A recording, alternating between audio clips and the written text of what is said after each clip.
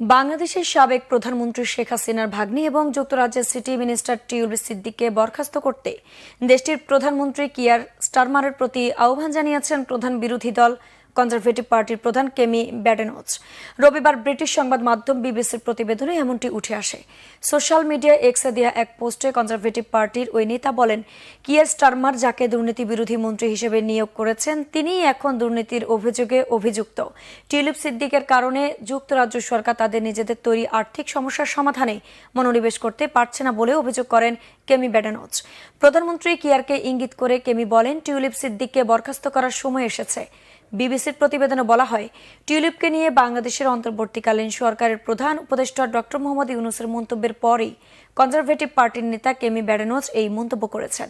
প্রধান উপদেষ্টা ডক্টর মোহাম্মদ ইউনূস সম্প্রতি সানডে টাইমসকে বলেছিলেন, টিউলিপ সিদ্দিককে তার খালা শেখ হাসিনার ঘনিষ্ঠদের দেয়া লন্ডনের সম্পত্তিতে বসবাস করার বিষয়ে ক্ষমা চাওয়া উচিত।